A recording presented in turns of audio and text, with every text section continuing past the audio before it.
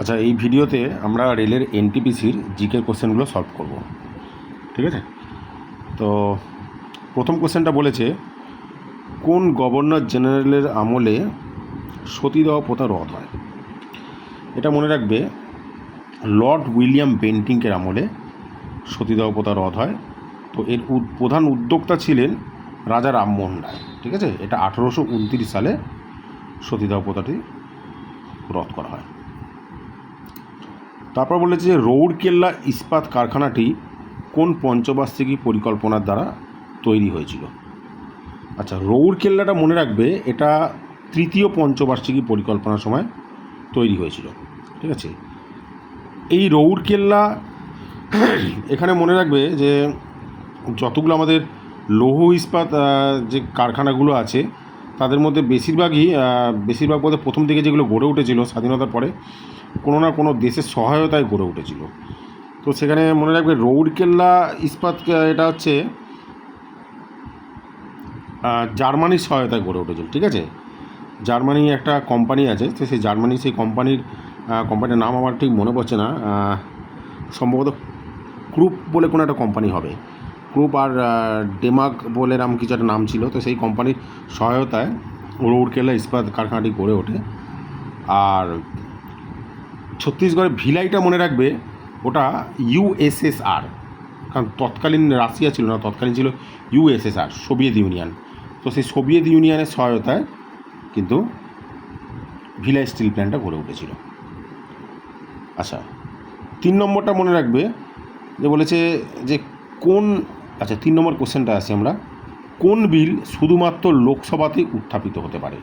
আচ্ছা, লোকসভা এখানে যা মনে রাখবে যে অর্থ বিল, অর্থাৎ মানি বিল যেটা আছে, যেটা আমাদের আর্টিকেল 110-এ আছে। ঠিক আছে? আর্টিকেল 110-এ মানি বিল সংক্রান্ত বিষয় আলোচনা করা আছে। তো সেই মানি বিলটা কেবলমাত্র লোকসভায় উত্থাপিত হয়। ঠিক আছে?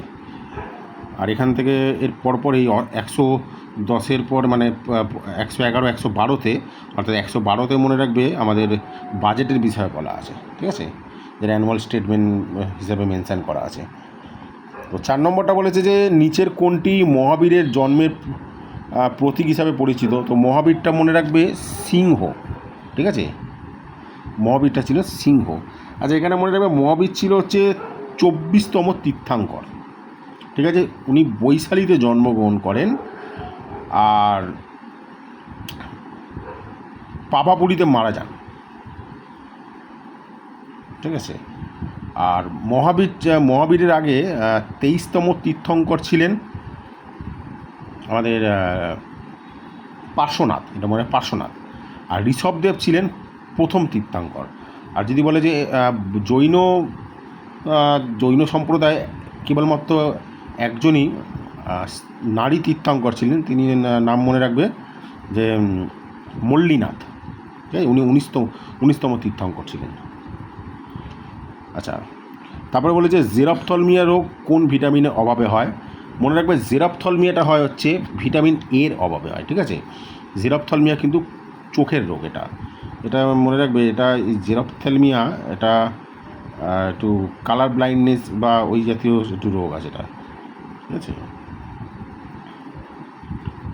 চোখের রোগ, এটা মনে রাখবে। আচ্ছা, এখানে ভিটামিন এর কথা বলে দিই। ভিটামিন এ কে আমরা এখানে ভিটামিনের কথা প্রথমে আসলে মনে রাখবে, ভিটামিনকে দুভাগে ভাগ করা হয়। একটা হচ্ছে জলে দ্রবণীয় ভিটামিন, একটা হচ্ছে তেলে দ্রবণীয় ভিটামিন। তো জলে দ্রবণীয় ভিটামিনগুলো হচ্ছে মনে রাখবে বি, সি আর পি, এই তিনটে হচ্ছে জলে দ্রবণীয় ভিটামিন। আর এ, ডি, ই কে হচ্ছে তেলে দ্রবণীয় ভিটামিন। ঠিক আছে? তাহলে এই হলো। আর ভিটামিনের রাসায়নিক নামগুলো একটু মনে রাখবে। রাসায়নিক এই এনটিপিসি তো মানে রেলের পরীক্ষাগুলোতে একটু সায়েন্স কিন্তু মানে বেশ ভালোই থাকে, মানে অনেকটা অংশ সায়েন্স থাকে, আর সায়েন্সের কিন্তু অনেক ডেপথে জিজ্ঞেস করে কোশ্চেন।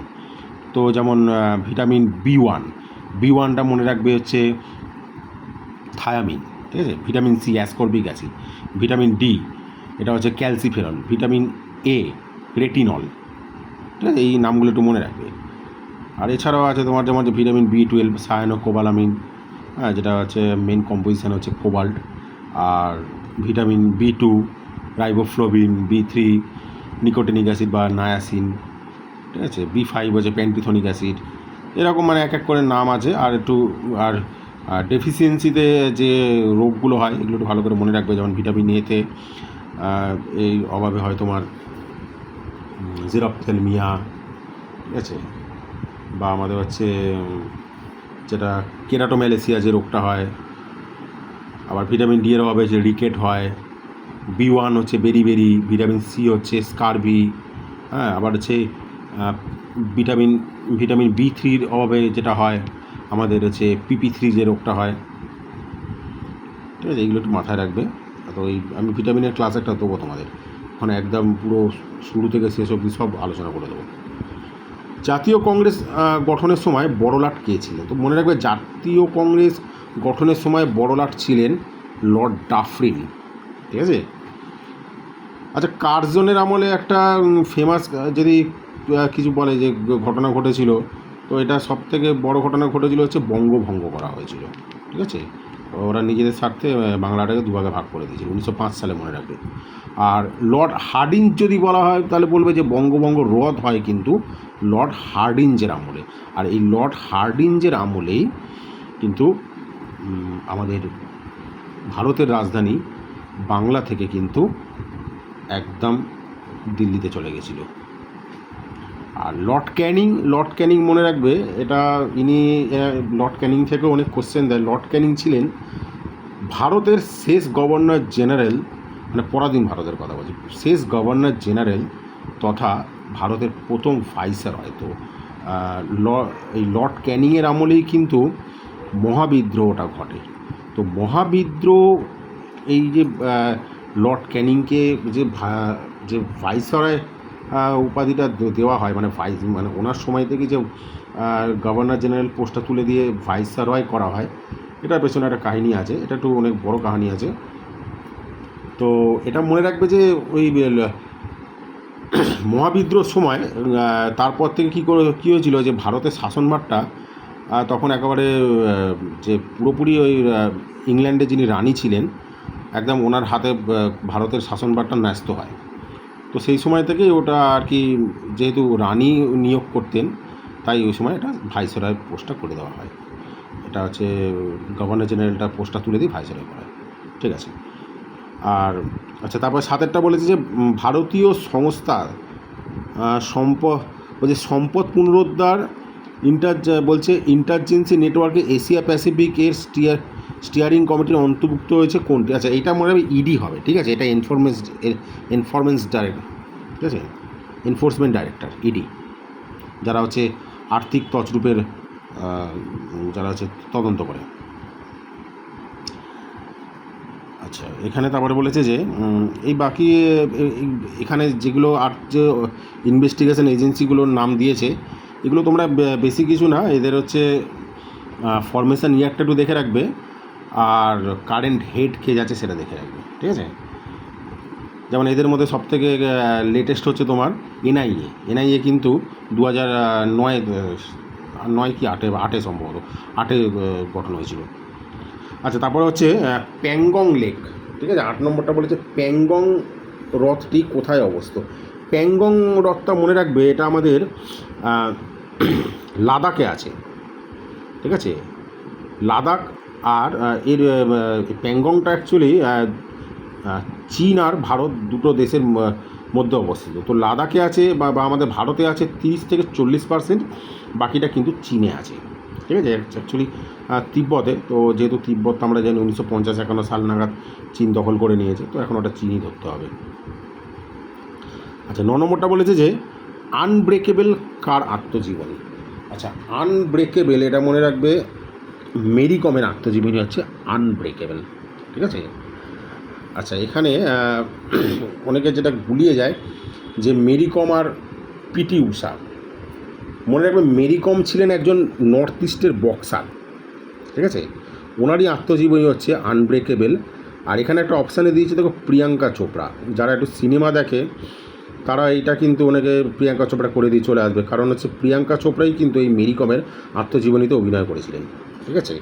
তো এই জায়গাগুলো যদিও এটা মানে ভুল হওয়ার কথা না, তাই আমি জিনিসটা জানি বলে দিলাম। আচ্ছা, পিটি ঊষার আত্মজীবনী মনে রাখবে গোল্ডেন গার্ল, ঠিক আছে। পিটি ঊষার আত্মজীবনী হচ্ছে গোল্ডেন গার্ল, খুব দেয় কিন্তু মেরি কম, পিটি ঊষা। আর এটা হচ্ছে সানিয়া মির্জার আত্মজীবনীটা এখনও পর্যন্ত দিতে দেখিনি, কিন্তু যে কোনো দিন দিয়ে দিতে পারে কোনো পরীক্ষাতে। তো সানিয়া মির্জার আত্মজীবনীটা মনে রাখবে S against odd, ACE against odd, এটা হচ্ছে সানিয়া মির্জার আত্মজীবনী। সানিয়া মির্জা মনে রাখবে আমাদের ভারতের হায়দ্রাবাদ শহরের একজন টেনিস তারকা ছিলেন, ঠিক আছে। আর বর্তমানে উনি আর এখন টেনিসের সাথে সেইভাবে যুক্ত নেই। তো সানিয়া মির্জার হচ্ছে এস এগেনস্ট অড, সরি। আচ্ছা, শিবকুমার শর্মা নিচের কোন বাদ্যযন্ত্রের সাথে যুক্ত ছিলেন? আচ্ছা, মনে রাখবে শিবকুমার শর্মা ইনি সন্তুর বাজাতেন, ঠিক আছে। শিবকুমার শর্মা যে সন্তুরের সাথে যুক্ত। আচ্ছা, এছাড়াও বিভিন্ন ইনস্ট্রুমেন্টগুলোর ব্যাপারে একটু বলে রাখি, এখানে দিয়েছেন তবলা। আচ্ছা, তবলার ব্যাপারে একটা ইন্টারেস্টিং জিনিস জেনে রাখো, যে তবলাটা কে আবিষ্কার করে। তবলা কিন্তু প্রথম আবিষ্কার করেছিল আমির খসরু, ঠিক আছে। এই তবলা বাদ্যযন্ত্রটার আবিষ্কর্তা হচ্ছে আমির খসরু। তো তবলার সাথে সম্পর্কিত মনে রাখবে আমাদের ভারতের খুব বিখ্যাত একজন ব্যক্তি জাকির হোসেন, ঠিক আছে। জাকির হোসেন কিন্তু তবলার সাথে সম্পর্কিত। জাকির হোসেন রিসেন্টলি মারা গেছেন। আর আল্লাহ রাখা খান মনে রাখবে তবলার সাথে যুক্ত। সিতারের নাম আসলেই সবার প্রথমে আসে পণ্ডিত রবিশঙ্করের কথা, ঠিক আছে। রবিশঙ্কর উনি পাঁচবার গ্র্যামি অ্যাওয়ার্ড জিতেছেন, ঠিক আছে। উনি ভারতরত্ন দিয়েও ওনাকে ভূষিত করা হয়েছে। আচ্ছা, বাঁশি মনে রাখবে হরিপ্রসাদ চৌরাসিয়া, উনি বাঁশির সাথে যুক্ত। আচ্ছা, তারপরে বলেছে যে ফিফা ওয়ার্ল্ড কাপ 2026 কোথায় অনুষ্ঠিত হবে। আচ্ছা, এখানে অপশান দিয়েছে দেখো, আমেরিকা, মেক্সিকো, কানাডা, সবকটি স্থান। তো মনে রাখবে 2026-এর যে ফিফা ওয়ার্ল্ড কাপ এটা অনুষ্ঠিত হবে এই তিনটে দেশেই, অর্থাৎ আমেরিকা, মেক্সিকো আর কানাডা, অর্থাৎ এখানে অ্যান্সার হবে সবকটি স্থানে। আচ্ছা, এখানে আমি অপশানগুলোতে দাগ দেওয়া হয়নি। এটা হচ্ছে লাদাখ হবে, আনব্রেকেবল হচ্ছে মেরি কম, শিবকুমার শর্মা হচ্ছে সন্তুর, আর ফিফা ওয়ার্ল্ড কাপ হচ্ছে সবকটি স্থানে, ঠিক আছে। আচ্ছা, ফিফা ওয়ার্ল্ড কাপের ব্যাপারে একটু বলে দিই। ফিফা ওয়ার্ল্ড কাপ মনে রাখবে সর্বপ্রথম অনুষ্ঠিত হয়েছিল 1930 সালে উরুগুয়েতে। প্রথম চ্যাম্পিয়ন ছিল উরুগুয়ে, রানার আপ ছিল আর্জেন্টিনা। আর ফিফা ওয়ার্ল্ড কাপ সবথেকে বেশিবার জিতেছে ব্রাজিল, 5 বার। তার মধ্যে 3 বারের চ্যাম্পিয়নশিপে পেলে, যাকে ব্ল্যাক পার্ল বলা হয়, যাকে ফুটবলের মানে বড় ফুটবলের সম্রাট যাকে বলা হয়, তো সেই পেলে ছিলেন 3 বারের বেলায় টিমে ছিলেন। 3 বার যখন ব্রাজিল চ্যাম্পিয়ন হয়েছিল তখন উনি টিমে ছিলেন। আর লেটেস্ট যদি ফিফা ওয়ার্ল্ড কাপ চ্যাম্পিয়ন বা সর্বশেষ যদি জিজ্ঞেস করে যে জিতেছে কে, এখনও পর্যন্ত আর্জেন্টিনা সর্বশেষ বিজেতা, লিওনেল মেসির আন্ডারে 2022 সালে কাতারে চ্যাম্পিয়ন হয়েছে, ফ্রান্সকে পেনাল্টি শ্যুট আউটে হারিয়ে, ঠিক আছে। আর 2030 সালে এই ইভেন্টটা হবে মরক্কো এবং পর্তুগাল মিলিয়ে, ঠিক আছে। আর তারপরে 2034 সালে হবে সৌদি আরবে। তো তোমরা একটা নিউজে দেখে থাকবে যে সৌদি আরবে একটা মানে বহু উঁচু একটা বিল্ডিংয়ের একদম ওপর দিকে একটা স্টেডিয়াম বানানো হচ্ছে। এটা কিন্তু 2034 সালের ফিফা ওয়ার্ল্ড কাপটাকে মাথায় রেখেই বানাচ্ছে, মানে খুব সবথেকে সুন্দর স্টেডিয়াম হবে ওটা। আচ্ছা, তারপরে বলেছে 12 নম্বরটা, ইন্টারপোলের সদর দপ্তর কোথায়। আচ্ছা, ইন্টারপোলটা মনে রাখবে এটা ফ্রান্সের লিওতে আছে, ঠিক আছে। ফ্রান্সের লিওন, অ্যাকচুয়ালি আমরা বলি লিওন বলি, মানে ইংলিশে উচ্চারণ করে লিওন, বাংলায় লিও। নিচের কোন মুঘল সম্রাট আফিম আসক্ত ছিলেন। আচ্ছা, আফিম আসক্ত ছিলেন এটা হচ্ছে হুমায়ুন হবে, এটা হুমায়ুন বা জাহাঙ্গীরের মধ্যে কোনো একজন হবে, এটা ঠিক এই মুহূর্তে একটু মনে পড়ছে না, এটা হুমায়ুনই হবে সম্ভবত। কোন অভিলেখ থেকে সতীদাহ প্রথার কথা জানা যায়। আচ্ছা, এখানে অভিলেখ মানে মনে রাখবে যে ইনস্ক্রিপশানের কথা বলে, ইংলিশে বললে ইনস্ক্রিপশান হয় আর বাংলায় অভিলেখ। তো এখানে মনে রাখবে এরান স্ক্রিপ্ট থেকে কিন্তু আমরা সতীদাহ প্রথার কথা জানতে পারি। মনে রাখবে যে ইরান স্ক্রিপ্ট এটা হচ্ছে গুপ্তদের বিষয় বলে, ঠিক আছে। তো সেই গুপ্ত পিরিয়ডেও কিন্তু সতীদাহ প্রথা প্রচলিত ছিল। আচ্ছা, ভিতারি লিপি, তারপর হচ্ছে মন্দাসর লিপি। আচ্ছা, ভিতরি লিপিটা মনে রাখবে এটা কিন্তু স্কন্দগুপ্তকে ডেসক্রাইব করে, স্কন্দগুপ্তর বিষয়ে লেখা আছে। আচ্ছা, তারপরে বলেছি যে উচ্চ তাপমাত্রা পরিমাপে কোন যন্ত্র ব্যবহৃত হয়।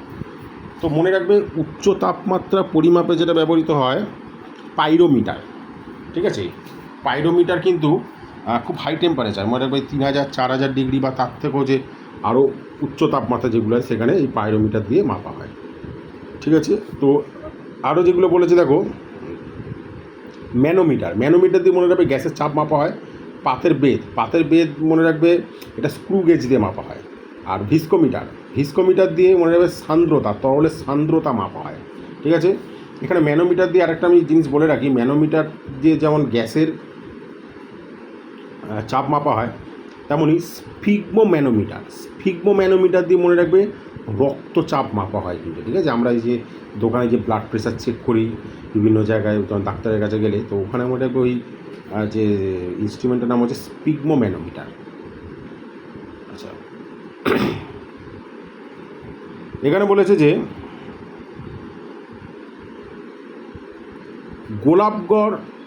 গোলাপঘর গিরিপত্তি কোন হিমালয়ে অবস্থিত। আচ্ছা, গোলাপঘর হিমালয়টা মনে রাখবে এটা হিমালয় আছে, ঠিক আছে। এটা হিমালয়ের মধ্যে অবস্থিত। হিমালয়ের কিন্তু পার্টগুলো ভালো করে দেখে রাখতে হবে। হিমালয়ের যেটা আড়াআড়ি দিক ভাবে যে পার্টটা আছে, আরটা তোমার লম্বিভাবে আছে। তো এইগুলো একটু ভালো, এই জায়গাগুলো একটু ক্লিয়ার হলেই কিন্তু, আর কোন স্টেটে আছে সেগুলো জেনে রাখলে তোমাদের কাছে কিন্তু এটা পুরোপুরি পরিষ্কার হয়ে যাবে।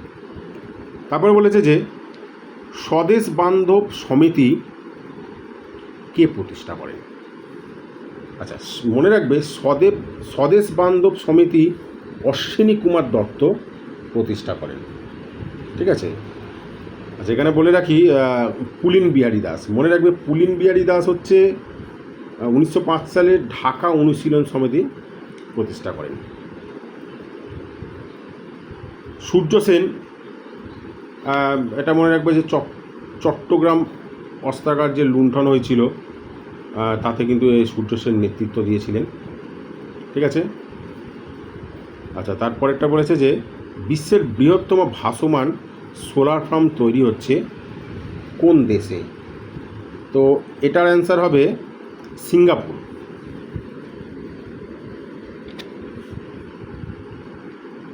আচ্ছা, কুইকলাইম কাকে বলা হয়। এই ফিজিক্সের এই একটু কেমিস্ট্রির এই কোন কেমিক্যালের কি কমন নাম, এই জায়গাটা তোমরা কিন্তু একটু ভালো করে দেখে রাখবে, ঠিক আছে। যেমন হচ্ছে কুইকলাইম, তারপর হচ্ছে বোর্যাক্স, তারপর হচ্ছে কুইক সিলভার, ঠিক আছে। Green vitriol, white vitriol, blue vitriol, এগুলো কিন্তু দেখে রাখবে একটু। তো কুইকলাইমটা মনে রাখবে এটা ক্যালসিয়াম অক্সাইডকে বলা হয়, ঠিক আছে। কুইকলাইম হচ্ছে ক্যালসিয়াম অক্সাইড। ক্যালসিয়াম অক্সাইডের সংকেত কি, CaO, একটা ক্যালসিয়াম থাকবে, সঙ্গে অক্সিজেন থাকবে। আর ক্যালসিয়াম ক্লোরাইড CaCl2। তো এখান থেকে তোমরা যোজ্যতাগুলো এখান থেকে তোমাদের কাছে ক্লিয়ার হয়ে যাবে। যেমন হচ্ছে CaO, তো যেহেতু দেখো ক্যালসিয়াম অক্সাইডকে আমরা কী বলবো না, CaO। দেখো এখানে ও, তো এখানে একটা অক্সিজেন আর একটাই ক্যালসিয়াম। তো মনে রাখবে একটা এখানে ক্যালসিয়াম আর অক্সিজেন, ঠিক আছে। এরা দেখো একটা করে আছে না, তাই জন্য ক্যালসিয়ামের যোজ্যতাকে তোমরা 1 ধরবে কিন্তু, ঠিক আছে, যদি একটা অক্সিজেনের সাথে যুক্ত হয়। ক্যালসিয়াম ক্লোরাইড আবার দেখো CaCl2, না সরি, এটা একটু ভুল বললাম এই জায়গাটা। অ্যাকচুয়ালি কী হয়, এটা দুটো করে হয়, জানো তো। এই অ্যাকচুয়ালি এরকম এরম সিএ এরম দুটো দুটো করে থাকে। তো যখন এরম দুটো দুটো করে থাকে তখন দুইটাকে আর নেয় না, দুইটাকে তখন এই দুটোই যে দুই থাকে, যেমন জিঙ্ক অক্সাইড জেডেনও যেটা লিখি, তো সেক্ষেত্রে দুটোতেই দুই চলে আসলে তখন দুইটাকে আর লেখা হয় না। অ্যাকচুয়ালি কিন্তু ক্যালসিয়ামের যোজ্যতা দুই হবে, ঠিক আছে, এটা মাথায় রাখবেন। যেমন ক্যালসিয়াম ক্লোরাইড, তো মনে হবে CaCl2, এই যে ক্যালসিয়াম ক্লোরাইডটা CaCl2, দেখো এখানে ক্যালসিয়ামটা দুটো ক্লোরিনের সাথে যুক্ত আছে না, ঠিক আছে, তাহলে এখানে মনে হবে ক্যালসিয়ামের যোজ্যতা কিন্তু 2 আর ক্লোরিনের যোজ্যতা কিন্তু 1। হ্যাঁ, এটা যোজ্যতার ক্ষেত্রে যেটা হয় উল্টো হয়ে যায় কিন্তু, মানে যা ধরো ক্লোরিন বা অক্সিজেনের সাথে যতগুলো ক্লোরিন বা যতগুলো অক্সিজেনের সাথে যুক্ত থাকে সেই মৌলটা, তার যোজ্যতা তত হয়। কিছু কিছু ক্ষেত্রে আমরা যেমন লোহা, কপার, এদের আমরা পরিবর্তনশীল যোজ্যতা দেখি, ঠিক আছে, এদের 2, 3 এরমভাবে যোজ্যতা থাকে। ভারতে প্রথম কফি চাষ হয় কোথায়? এটা মনে রাখবে, ভারতে প্রথম কফি চাষ হয় কর্ণাটকে, ঠিক আছে, কর্ণাটকে। আর এই কর্ণাটকে কিন্তু ভারতের কফি চাষের জন্য বিখ্যাত, মানে সর্বাধিক কফি চাষ হয়। আর কর্ণাটকে কোন রিজিয়নটা যদি বলা হয় যে সর্বাধিক কফি চাষ হয়, মনে রাখবে বাবা বুদান পাহাড়। কর্ণাটকে যে বাবা বুদান পাহাড়টা আছে, সেই বাবা বুদান পাহাড়ের ধাপ কেটে কিন্তু কফি চাষ করা হয়, ঠিক আছে। আচ্ছা, তারপরে বলেছি যে the race of my life কার লেখা? তো মনে রাখবে the race of my life এটা লেখা হচ্ছে মিলখা সিংয়ের লেখা, ঠিক আছে, যাকে বলা হয় উড়ন্ত শিখ বলা হয়, বা দ্য ফ্লাইং শিখ।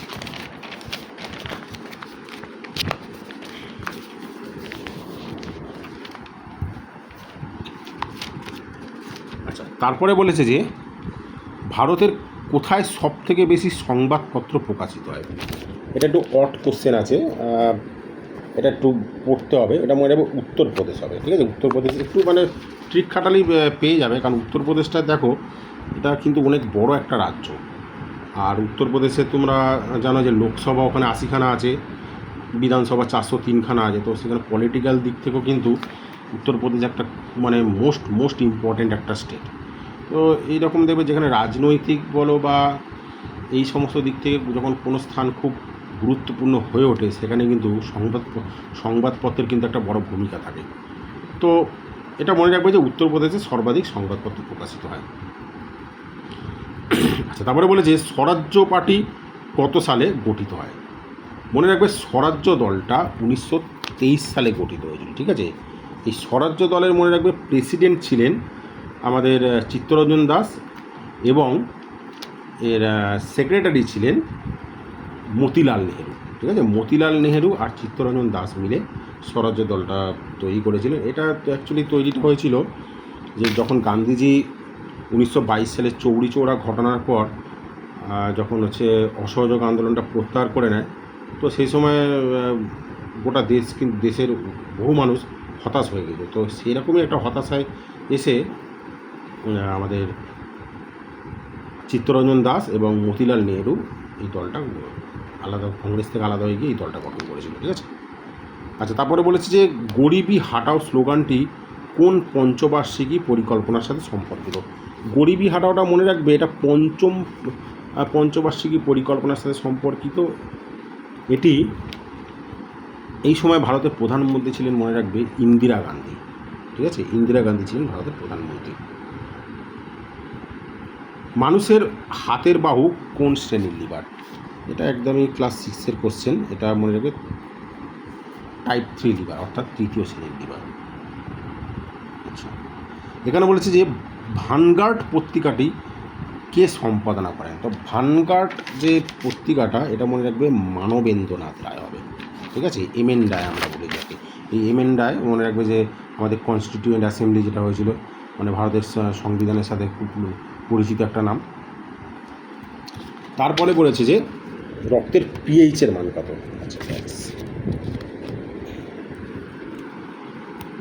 আচ্ছা, রক্তের পিএইচ মনে রাখবে রক্ত কিন্তু ঈষৎ ক্ষারীয় হয়। তো সেক্ষেত্রে রক্তে দেখো ঈষৎ ক্ষারীয় বলেছে, মানে খুব ক্ষার না, খুব ক্ষারীয় হয় না। তাহলে আমরা জানি যে পিএইচ স্কেলে যে 7টা হচ্ছে প্রশম দ্রবণ অর্থাৎ নিউট্রাল, আর 7-এর ওপর চলে গেলে সেটা হচ্ছে ক্ষারীয় হয়, আর 7-এর নিচে চলে আসলে সেটা অম্ল হয়। তো ঈষৎ ক্ষারীয় মানে এটা 7-এর জাস্ট একটু ওপরে হবে, তাহলে 7.4 দেবো এখানে আমরা, ঠিক আছে। লোকসভার পাবলিক অ্যাকাউন্টস কমিটির সংখ্যা কত? আচ্ছা, এখানে বলছে লোকসভার পাবলিক অ্যাকাউন্টস কমিটির সদস্য সংখ্যা। তো মনে রাখবে এটা 15 জন হবে, পিএসসি। কেন্দ্রীয় সরকারের সুকন্যা সমৃদ্ধি, আচ্ছা এখানে একটা যে মাথায় রাখবে যে এখানে লোকসভার কথাটা মেনশান করেছে। যদি বলতো যে ভারতের পার্লামেন্ট হলে কিন্তু তখন 22 জন হতো কিন্তু, ঠিক আছে। এখানে এই যে লোকসভা কথাটা মেনশান করে দিয়েছে, ঠিক আছে। লোকসভা মেনশান করার জন্য আমরা 15টা দিয়েছি, মানে লোকসভা থেকে 15 জন থাকে, আর রাজ্যসভা থেকে থাকে মনে রাখবে 7 জন, ঠিক আছে। আর বর্তমানে একজন কংগ্রেসের একজন লিডার, সম্ভবত কেসি দিয়ে কিছু একটা নাম আছে, উনি এখন চেয়ারম্যান আছেন। কেন্দ্রীয় সরকারের সুকন্যা সমৃদ্ধি যোজনা কত সালে শুরু হয়? এটা মনে রাখবে 2015 সালে কেন্দ্র সরকার সুকন্যা সমৃদ্ধি যোজনা বলে একটি ইনিশিয়েটিভ নিয়েছিল, মানে চালু করেছিল একটা প্রকল্প। তারপরে বলেছে যে অ্যাবেল পুরস্কার কোন ক্ষেত্রে দেওয়া হয়? অ্যাবেল পুরস্কার মনে রাখবে এটাকে গণিতের নোবেল বলা হয়, ঠিক আছে। অ্যাবেল পুরস্কার এটা 2025-এ মাসাকি কাশিওয়ারা পেয়েছিল। রিসেন্টলি একজনকে অ্যানাউন্স করেছে, নামটা আমার দেখা হয়নি। তো রিসেন্টলি ফেব্রুয়ারি মাসেই সম্ভবত অ্যানাউন্স হয়ে গেছে, ঠিক আছে। এটা অ্যাবেল পুরস্কার, মনে রাখবে গণিতের সাথে সম্পর্কিত। আচ্ছা, এখানে আরেকটা এটাকে বলা হয় হচ্ছে গণিতের নোবেল বলা হয়। এটাও মনে রাখবে যে সুইডেন থেকে কিন্তু এটা দেওয়া হয়। যেমন হচ্ছে আমরা নোবেলের জানি যে 5টা হচ্ছে সুইডেন থেকে দেওয়া হয়, আর শান্তিতে যেটা ওটা হচ্ছে নরওয়ের অসলো থেকে দেওয়া হয়। তো এই গণিতের যেটা নোবেল নামে পরিচিত অ্যাবেল প্রাইজ, এটা কিন্তু সুইডেন থেকে দেওয়া হয়। আর ভারতের একটা কিন্তু মনে রাখবে, ভারতের একজন গণিতজ্ঞ ছিলেন রামানুজম, তো ওনার নামেও কিন্তু একটা রামানুজম প্রাইজ একটা দেওয়া হয়। ওটাও গণিতে, ওটা আন্ডার 32 এজে দেওয়া হয়, মানে 25 বছরের নিচে বয়স হতে হবে, ঠিক আছে। তারপরে বলেছে কোন ঘটনার তদন্তের জন্য হান্টার কমিশন গঠিত হয়েছিল? মনে রাখবে একদম চোখ বন্ধ করে এটা জালিয়ানওয়ালাবাগের হত্যাকাণ্ড দিয়ে দেবে, ঠিক আছে। হান্টার কমিশন এসেছিল। আর এই জালিয়ানওয়ালাবাগটা মনে রাখবে এটা পাঞ্জাবের যে বৈশাখী উৎসব হয়, যেটা পাঞ্জাবে নিউ ইয়ার, তো সেখানে একটা অমৃতসরের একটা উদ্যানে এই মেলাটা একটা সভা বসেছিল। প্রায় 1000 জন মতো একসাথে ছিল। তো সেখানে জেনারেল ডায়ারের নির্দেশে এলোপাথারি গুলি চালানো হয়েছিল, যে কারণে বহু মানুষ, বহু ভারতীয়, নিরস্ত্র ভারতীয় মারা গেছিল। আর এই জালিয়ানওয়ালাবাগের হত্যাকাণ্ডের জন্যই মনে রাখবে রবীন্দ্রনাথ ঠাকুর নাইট উপাধি ত্যাগ করেছিলেন। গান্ধীজি, মানে মহাত্মা গান্ধী কাইজারি হিন্দ উপাধি ত্যাগ করেছিলেন ব্রিটিশদের দেওয়া, ঠিক আছে। তারপরে বলেছে কে প্রথম ঘোড়ায় করে দ্রুত ডাক চলাচল ব্যবস্থা চালু করেন? তো এটা মনে রাখবে শেরশাহ, ঠিক আছে। শেরশাহ কিন্তু এই ঘোড়ায় চড়ে ডাক ব্যবস্থা চালু করেছেন। শেরশাহ কিন্তু ভারতের ইতিহাসে একজন গুরুত্বপূর্ণ শাসক ছিলেন। উনি অনেক কিছু রিফর্ম করে গেছেন, অনেক ব্যবস্থা চালু করে গেছিলেন। যেমন তাদের মধ্যে জমি সংক্রান্ত বিষয়ে কাবুলিয়াত ও পাট্টা, এটা কিন্তু শেরশাহ চালু করেছিলেন। আমাদের ভারতের একটা ওয়ান অফ মোস্ট ইম্পর্টেন্ট আর হিস্টোরিক্যাল রোড, সেটা হচ্ছে জিটি রোড বা গ্র্যান্ড ট্যাঙ্ক রোড, যেটাকে সারাকি আজম নাম দেওয়া হয়েছিল। তো সেই জিটি রোড কিন্তু যেটা আমাদের কলকাতা থেকে বা আমাদের হাওড়া থেকে একদম পাকিস্তানের পেশোয়ার পর্যন্ত সোজা লম্বাটা রাস্তা আছে, এটা শেরশাহ চালু করেছিল, ঠিক আছে। তারপরে বলেছে যে আলেকজান্ডার যখন ভারত আক্রমণ করেন তখন কোন বংশ রাজত্ব করছিল? এটা মনে রাখবে নন্দ বংশ রাজত্ব করছিল, ঠিক আছে। সে সময় কিন্তু নন্দরা ছিলেন, প্রায় শেষের দিকে ছিল। তো আমরা জানি নন্দ বংশের শেষ সম্রাট ছিলেন ধননন্দ, ঠিক আছে, যাকে উৎখাত করে কৌটিল্য বা চাণক্য তিনি চন্দ্রগুপ্ত মৌর্যকে সিংহাসনে বসান, ঠিক আছে। তারপরে বাকিটা ইতিহাস। চক্ষুদানের সময় চোখের কোন অংশটি নেওয়া হয়? দাঁতার থেকে নেওয়া হয়। এটা মনে রাখবে কর্নিয়া, এটা কিন্তু কেউ রেটিনা করে দেবে না, কিন্তু রেটিনা হবে না, এটা কর্নিয়া হয়, কর্নিয়াটা নিয়ে নেওয়া হয়। জাস্ট কর্নিয়াটা একদম খুব ছোট্ট একটা অংশ তুলে নিয়ে নেওয়া হয়, তারপর প্রিজারভেশন করে ওটাকে আবার যে গ্রহিতা হবে গ্রহিতার চোখে দিয়ে দেওয়া হয়। কিসের অভাবের জন্য দুধকে এখন আর সুষম খাদ্য বলা হয় না? তো মনে রাখবে দুধকে সুষম খাদ্য বলা হয় না, সেটা হচ্ছে লোহা আর হচ্ছে ভিটামিন সি এর জন্য। কারণ ভিটামিন সি খুব অল্প পরিমাণে থাকে, কিন্তু তাপ দিলেই ভিটামিন সিটা উড়ে যায়। তো সেক্ষেত্রে এই উবে যাওয়ার জন্য ভিটামিন সিটা পাওয়া যায় না। আর দুধের মধ্যে কিন্তু লোহাটা থাকে না, মানে আয়রনটা পাওয়া যায় না দুধ থেকে। সেই জন্য কিন্তু দুধকে সুষম খাদ্যের মধ্যে তালিকাভুক্ত করা হয় না। অনেকে কিন্তু এখানে ক্যালসিয়াম করে দেবে, কিন্তু ভুলেও ক্যালসিয়ামটা করবে না। ক্যালসিয়ামটা মনে রেখে দেবে, দুধে কিন্তু বেশ ভালো ক্যালসিয়াম থাকে, ঠিক আছে। হুতম প্যাঁচা ছদ্মনামে কে পরিচিত ছিলেন? হুতম প্যাঁচা ছদ্মনাম মনে রাখবে কালীপ্রসন্ন সিংহ, তিনি হুতম প্যাঁচা ছদ্মনামে পরিচিত ছিলেন, ঠিক আছে। আচ্ছা, এবার এখানে হচ্ছে শরৎচন্দ্র চট্টোপাধ্যায়। শরৎচন্দ্র চট্টোপাধ্যায়ের নাম মনে রাখবে অনিলা দেবী ছিলেন। এনার অ্যাকচুয়ালি এদের মানে এনাদের অনেক ছদ্মনাম ছিল, কিন্তু যেগুলো আমার মনে পড়ছে, শরৎচন্দ্র চট্টোপাধ্যায় হচ্ছে অনিলা দেবী, ঈশ্বরচন্দ্র বিদ্যাসাগর, ঈশ্বরচন্দ্র বিদ্যাসাগরটা ভুলে যাচ্ছি, এই মুহূর্তে একদম মনে আসছে না, কিন্তু এটা আমি জানি, একদমই মনে আসছে না, ঠিক আছে। 1888 সালে ভারতীয় জাতীয় কংগ্রেসের সভায় কোন ব্রিটিশ ব্যক্তি সভাপতিত্ব করেন? এটা মনে রাখবে জাতীয় কংগ্রেসের প্রথম মানে যিনি সভাপতিত্ব করেছিলেন তিনি হচ্ছেন জর্জ উইল হবে। হ্যাঁ, ইনি কিন্তু প্রথম ব্রিটিশ হিসাবে একজন যিনি ভারতীয় জাতীয় কংগ্রেসের সভাপতি ছিলেন।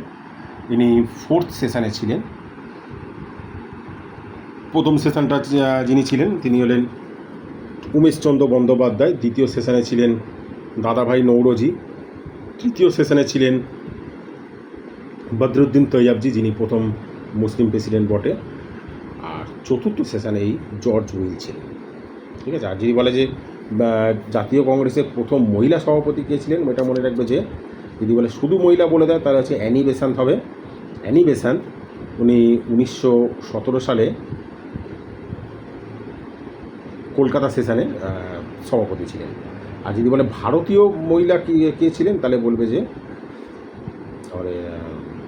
সরোজিনী নাইডু। সরোজিনী নাইডু মনে রাখবে 1925 সালে কানপুর সেশনের উনি কিন্তু জাতীয় কংগ্রেসের প্রথম ভারতীয় মহিলা সভাপতি ছিলেন। আর সরোজিনী নাইডুর কথা এটা এখান থেকে আরেকটা দেয় যে ভারতের প্রথম মহিলা গভর্নর কে ছিলেন স্বাধীন ভারতের। তো কোনো রাজ্যের কথাটা বলে দেবে, সেটা মনে রাখবে সরোজিনী নাইডু ছিলেন উত্তরপ্রদেশের গভর্নর ছিলেন, ঠিক আছে। আর সুচেতা কৃপালনী হবে হচ্ছে উত্তরপ্রদেশের উনি সিএম ছিলেন, ভারতের প্রথম মহিলা সিএম বা চিফ মিনিস্টার, ঠিক আছে। তারপর বলেছে গৌতম বুদ্ধ কোন ভাষায় ধর্ম প্রচার করেছিলেন? এইটা মনে রাখবে উনি পালি ভাষায় করেছিলেন, ঠিক আছে, পালি ভাষায় করেছেন। তারপর বলেছে যে বায়ুমণ্ডলের যে অঞ্চল ট্রপোস্ফিয়ার ও স্ট্র্যাটোস্ফিয়ারকে আলাদা করে, তো মনে রাখবে ট্রপোস্ফিয়ার আর স্ট্র্যাটোস্ফিয়ারকে আলাদা করছে, অর্থাৎ দেখো ট্রপোস্ফিয়ারটা শেষ হচ্ছে, তার মানে সেই জায়গাটাকে বলবে তোমরা ট্রপোপোজ, ঠিক আছে। ট্রপোপোজ যখনই কোনো লেয়ার শেষ হয় তারপর একটা এই পোজটা যুক্ত হয়, ঠিক আছে। যেমন হচ্ছে মেসোস্ফিয়ারটা যখন শেষ হচ্ছে তার পরের লেয়ারটা আসছে, তো মেসোপোজ বলবো এটাকে আমরা, ঠিক আছে। আবার স্ট্র্যাটোস্ফিয়ারটা যখন শেষ হচ্ছে তখন আমরা বলবো স্ট্র্যাটোপোজ, মানে ওই লেয়ারের শেষের দিকটাতে। তারপর বলেছে যে নিচের অঙ্গগুলির মধ্যে কোনটি বিকল হলে ডায়ালাইসিস করা হয়? এটা খুবই সোজা প্রশ্ন, তো এটা উত্তরটা হবে বৃক্ক, ঠিক আছে, বা কিডনি, এখানে ইংলিশে দিয়েছে কিডনি। তো কিডনি ফেলিওর হলে আমরা কী করি, বা যে সমস্ত রোগীর এই কিডনি ফেলিওর হয় তাদের ডায়ালাইসিস করতে হয়, রক্তটা পরিশোধন করতে হয়। তো এই ছিল তোমাদের এনটিপিসির 40খানা জিকে তার প্রশ্ন উত্তর। তো ক্লাসটা কেমন লাগলো একটু জানাবে, ঠিক আছে। তো তোমরা যদি আরও এই ডিটেলসে এই ক্লাসটা চাও, যদি আরও এই সংক্রান্ত ভিডিও চাও তো কমেন্টে একটু জানিও, ঠিক আছে।